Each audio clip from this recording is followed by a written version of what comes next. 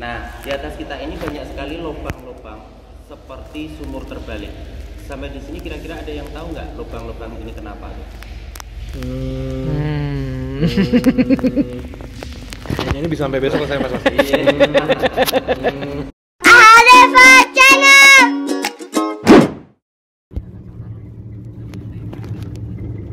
Assalamualaikum teman-teman, jumpa lagi di Ardeva Channel. Nah teman-teman, sekarang kita udah ada di depan Gua Tanding. Nah kalau di Gua Tanding ini teman-teman, wisatanya lebih banyak ke edukasi. Jadi nanti banyak informasi mengenai sejarah ditemukannya Gua Tanding ini. Dan kenapa sih namanya Gua Tanding? Jadi teman-teman pasti penasaran, tempatnya asik loh. Nah teman-teman, selamat menyaksikan.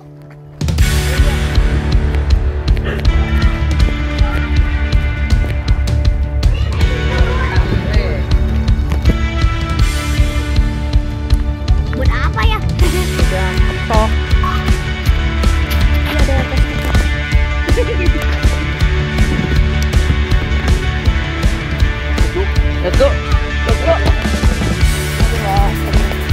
Let's go. Let's go. Wow.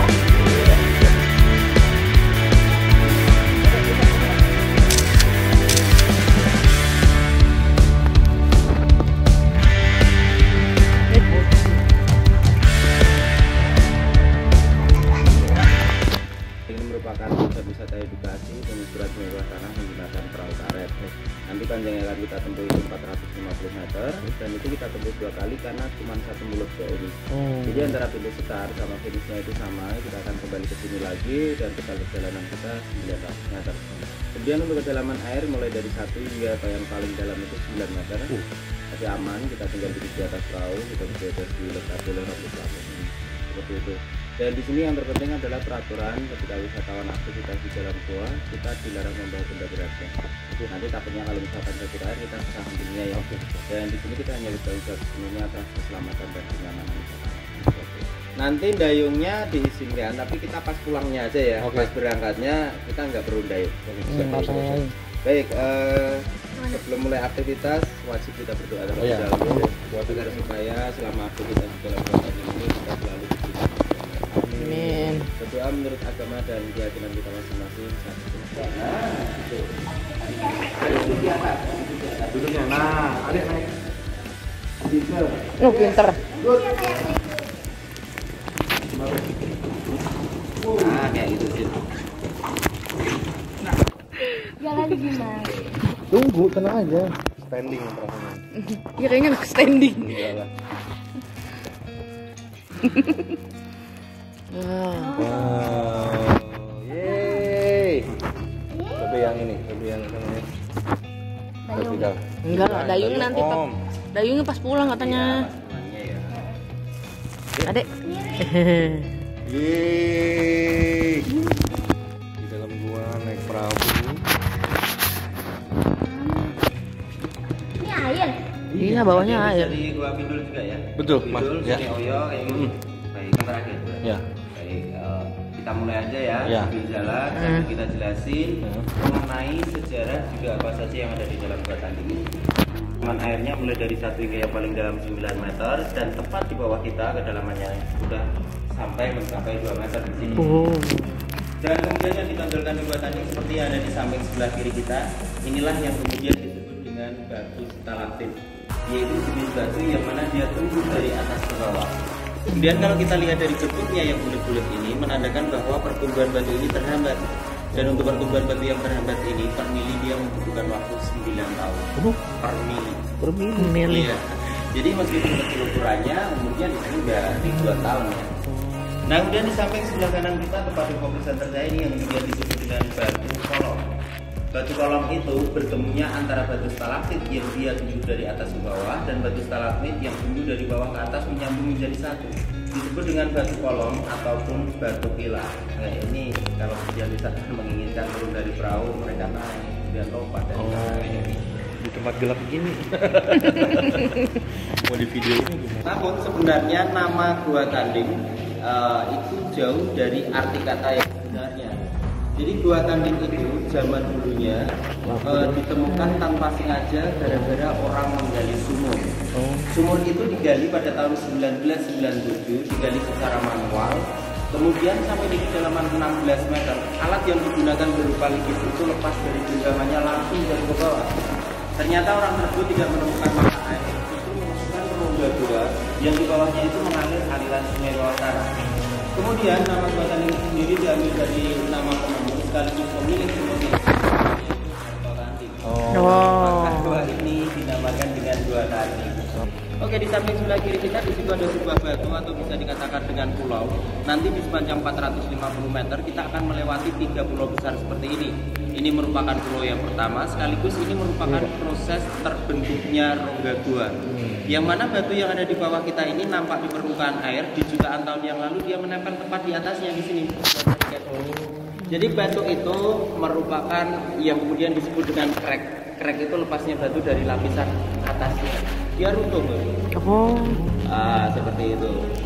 Kita lihat di atas kita. Nah, di atas kita ini banyak sekali lubang-lubang seperti sumur terbalik. Sampai di sini kira-kira ada yang tahu nggak lubang-lubang ini kenapa?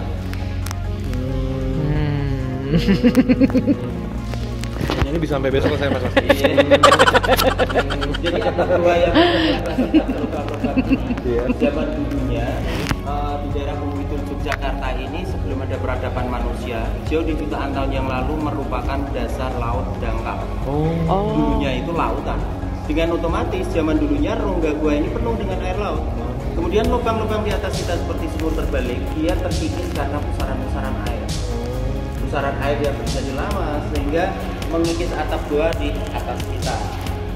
Nah, inilah yang disebut dengan proses pembentukan rongga gua yang kedua. Seperti itu. Jadi 2 kali proses pembentukan rongga gua. Dan inilah kelebihan gua yang memiliki sejarah di bawah permukaan air laut. Dia memiliki kelebihan pada atapnya. Atapnya yang tinggi rendah kemudian berlubang-lubang itu tidak dimiliki gua yang tidak memiliki sejarah di bawah permukaan air laut. Ya, seperti itu. Itulah perbedaannya. Kemudian tepat di bawah kita kedalaman airnya di sini sudah mencapai 4 meter. Dan di atas kita di sini banyak sekali kelelawar. Kelelawar di gua tanding ini ada 2 spesies sama kayak gua gitu. Untuk spesies yang pertama seperti tempat di atas kita ukurannya kecil, warnanya hitam. Ini jenis kelelawar terkecil di dunia. Yang mana dia merupakan spesies kelelawar pemakan serangga. Kalau warga sini biasa nyebutnya kampret. Iya. Kalau kucing kampret apa mas artinya? Kucing kampret. Kucing kampret. Kemudian untuk spesies yang kedua adalah spesies kelelawar pemakan buah. Dia ukurannya lebih besar, warnanya agak kecoklatan. Warga sini biasa nyebutnya codot. Codot ya. Codot itu yang pemakan buah. Ini berbeda. Coba perhatikan di atas kita tepat di fokus center saya ada kelelawar yang sedang bergerombol. Tuh. Tahu nggak kenapa mereka sedang bergerombol? Arisan. Iya. Mereka yang sedang bergerombol artinya mereka sedang melakukan reproduksi itu. Kawin. Ya. Kawinnya bareng-bareng. Dan sistem reproduksi mereka itu sistemnya berpoligami. Satu pejantan itu minimal 5 betina, bahkan bisa lebih dari 5 betina. Itulah atau itu yang kemudian disebut dengan kampret. Iya benar-benar kampret itu. Oke, kita lanjut. Di sini kita nggak perlu khawatir kita dengar suara gemuruh. Coba perhatikan. Hajatan mas, bukan. Nah, itu karena di depan sana itu ada lubang vertikal. Lubang vertikal itu sengaja dibikin dia berfungsi sebagai tambahan sirkulasi udara. Dan di atas rongga gua di samping sebelah kirinya itu ada rumah penduduk. Jadi di 50 meter ke samping kiri itu ada rumah penduduk dan itu memiliki sound system di sana. Itu suara musik itu, suara di atas itu. Jadi nggak perlu khawatir sama jangan rumah ada apa nih. Saya pikir hajatan. Nah, kemudian di depan kita ini memang lubang itu sengaja dibikin berfungsi sebagai tambahan sirkulasi udara. Itu berdasarkan dari dua ahli yang melakukan penelitian di dalam gua tanding ini sebelum gua ini dijadikan tempat wisata. Kemudian gua ini diteliti yang pertama kali gua dari ASC, kemudian ahli geologinya dari Universitas Veteran Yogyakarta. Jadi mereka melakukan penelitian di dalam gua tanding ini untuk menyatakan bahwa gua tanding ini benar-benar layak dan aman untuk dijadikan tempat wisata. Dan di atas kita ini dia dibikin secara manual, digali secara manual dengan menggunakan alat manual seperti halnya linggis, palu, pahat kayak gitu. Ini 10 meter sampai ke atas sana.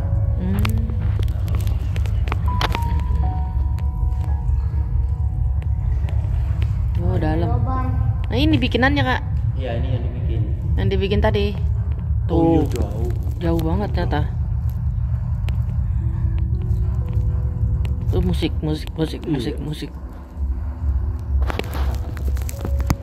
Nah, oke, kita lanjut. Di depan kita ini merupakan rongga yang paling sempit sekaligus atap guanya yang paling tinggi. Jarak mulai dari permukaan air sampai atas sana itu 11 meter. Dan tepat di rongga ini kedalaman airnya 5 meter di sini. Jadi sudah mencapai 5 meter. Semakin ke ujung akan semakin dalam. Dan inilah keunikan rongga gua yang ada di atas kita. Dia terwujud bentuknya, semakin ke atas dia semakin menyempit. Nah, seperti ini. Masya Allah. Dan kita lanjut ke depan sana, tanpa terlihat ada cahaya. Jadi di gua tanding ini di sepanjang 450 meter itu diizinkan mengasih 2 titik lampu tuh. Kemudian yang satu dipasang di depan sana dan satu itu dipasang di situ sebagai pertanda bahwa disitulah sejarah ditemukannya gua tanding. Jadi Pak Tanding menggali sumurnya di tahun 1997 di situ. Jadi zaman dulu akses satu-satunya masuk ke gua tanding ya cuma lubang sumur itu yang ada di depan. Jadi menurut gua sama lubang sirkulasi itu dibikin setelah kemudian timbul pemikiran dari masyarakat bahwa ini akan dijadikan tempat wisata agar akses keluar masuknya wisatawan itu lebih mudah. Ya gitu. Jadi menurut gua memang sengaja dibikin. Nah kemudian setelah tadi saya berikan keterangan mengenai apa yang kemudian ada lubang-lubang di atap gua itu karena besaran air. Sekarang kita perhatikan di sini ada yang unik, atap guanya rata kayak tuyul. Nah, inilah yang kemudian disebut dengan crack tadi ya. Jadi setiap ada atap gua yang rata menandakan bahwa di jutaan tahun yang lalu pernah ada batu yang menempel di bawahnya kemudian runtuh. Dan di sini mari kita buktikan bareng-bareng. Kita perhatikan. Lampu senter saya bisa sampai dasar. Di situ banyak batu-batu besar. Yang mana batu-batu besar ini di jutaan tahun yang lalu dia menempel di dinding di atasnya. Nah seperti itu nih juga nih, batu ini besar sekali di bawah kita. Maka setiap ada batu di bawah pasti atapnya rata. Patah dia. Betul sekali. Dan ini batu besar sekali, bukan hanya yang tampak di permukaan, karena tepat di bawahnya itu kedalaman airnya 6 meter nih. Gede banget. Artinya dia masih ke bawah 6 meter dia. Seperti itu. Nah di sini juga pernah terjadi crack, namun ketebalan lapisan batu memang nggak sama, jadi di bawahnya nggak terlihat. Ini karena di sini dalam, jadi nggak muncul di permukaan air itu karena di sini dalam juga. Nah kemudian itu pulau yang terakhir ya di ujung sana ini kecil ya, yang mana batu itu juga dulunya menempel di dinding di atasnya, kemudian itu proses pembentukan rongga yang pertama seperti ini.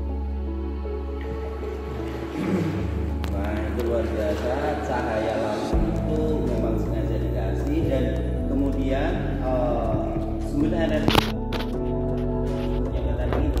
Jadi kabelnya itu tarik ke atas tuh, harus sumbernya batang, kemudian mengambil energi listriknya dari rumah batang. Jadi batang itu masih ada ya. Masih ada. Umurnya kurang lebih 85. Oke, sampai di sini akan saya kasih foto karena di situ ada 2 background batu stalaktit lain. Dan mohon maaf untuk setiap ujung batu yang masih meneteskan air itu dilarang untuk dipegang ya. Karena tangan manusia yang mengandung zat garam itu bukan hanya bisa menghambat tapi bisa membuat batu itu nantinya tidak aktif kembali. Maka pori-pori yang ada di batu stalaktit itu akan segera tertutup oleh zat garam yang ada di tangan manusia. Dan ini merupakan jenis batu stalaktit yang dia tumbuhnya sempurna, dilihat dari bentuknya yang panjang dan ujungnya runcing. Nah ini menandakan bahwa pertumbuhan batu stalaktit ini sempurna, dan untuk pertumbuhan batu stalaktit yang sempurna ini per mili dia membutuhkan waktu 3 tahun. Jadi dia lebih cepat dibanding yang bentuknya bulat. Nah kemudian kalau per mili saja udah bisa diperhitungkan, per mili 3 tahun berarti batu ini bisa kita hitung tuh umur batunya. Jadi batu ini panjangnya 6 meter tuh, dari atas sampai ke bawah. 6 meter kalau kita jadikan satuan mili berarti di situ ada 6.000 mili. Tinggal kalikan 3 per tahun. Jadi kurang lebih umur batu ini 18 ribu. Makanya ya, karena per mili saja membutuhkan waktu 3 tahun dan pertumbuhannya itu hanya dari tetesan air tersebut yang ada di ujungnya. Ya gitu. Kita masih lanjut perjalanan kita 150 meter lagi ke depan dan tepat di bawah kita ini kedalaman airnya sudah mencapai 6 meter. Oh, dalam Pak. Nah, di depan sana kita jumpai lagi jenis batu-batu stalaktit yang dia sempurna ya, panjang dan ujungnya runcing. Ada apa? Ini di ujungnya buntu, Mas. Ujungnya iya, kalau rongga guanya iya, dikatakan buntu itu karena kita sudah bisa lewat di sana. Tapi sebenarnya air ini mengalir. Nanti akan saya tunjukkan, kita jelasin sampai di ujungnya. Nah, kita akan segera memasuki zona gelap atau tempat yang paling gelap di Gua Tanding sekaligus zonanya kelelawar. Maka tempat yang paling gelap adalah tempat yang paling disukai oleh kelelawar tersebut. Dan sebelum menuju ke sana, di sini ada bagian stalaktit yang sayang sekali ujung batunya patah tuh. Oh iya. Jadi patah ini terjadi dulu aliran sungai bawah tanah seperti yang tadi saya sampaikan di awal pernah terjadi banjir, sehingga banjir itu membawa material sampah seperti kayu-kayu besar dan kayu-kayu itu membentur ujung batu ini. Namun meskipun patah di ujungnya, masih meneteskan air, menandakan batu ini masih bisa aktif ya. Kemudian memanjang lagi seperti itu. Oke lah, kita di sini hampir sampai di ujungnya Gua Tanding dan tepat di bawah kita, tempat yang paling dalam, kedalaman air di bawah kita ini 9 meter. Jauh. Ada yang mau buktikan kedalamannya? Enggak, No. Syaratnya ya, Apa tuh, Mas? nggak boleh minta contoh. Bahwa sesungguhnya air yang ada di bawah kita ini bergerak, namun arusnya arus bawah. Maka coba perhatikan di sana, atap Gua Tanding sudah kembali menutup ke air. Namun sebenarnya air ini mengalir. Di ujung sana, mulai dari permukaan air turun ke bawah 4 meter, di sana ada lubang yang sangat besar sekali. Dan lubang itu buat air itu keluar di sana. Dan antara Gua Pindul dan Gua Tanding itu tepat di atas Gua Pindul. Artinya apa? Air tanah yang kita lalui di Gua Tanding ini akan ke ujung sana keluar, kemudian masuk ke Gua Pindul. Andai saja dinding gua di depan kita ini ada lubang yang besar, dari tempat kita duduk pun kita udah bisa melihat di depan sana itu mulut Gua Pindul. Nyambung bisa. Tadi habis dari Gua Pindul kan ya. Iya. Yang kemudian kalau kita menghadap ke mulut Gua Pindul, kita tengok ke belakang itu aliran air yang dari Gua Tanding. Gitu. Di sini sebenarnya saya bisa membuktikan bahwa kita udah dekat dengan Gua Pindul itu dengan cara saya mematikan lampu. Kira-kira kakak di depan berani nggak kalau saya matikan lampu? Enggak. Oke. Saya ini aja. Alingin aja, Mas ya. Ke atas ya. Coba perhatikan, tetap lihat di bawah. Lampu ini akan saya sorot ke atas. Apa yang terjadi di bawah sana ketika nggak ada cahaya?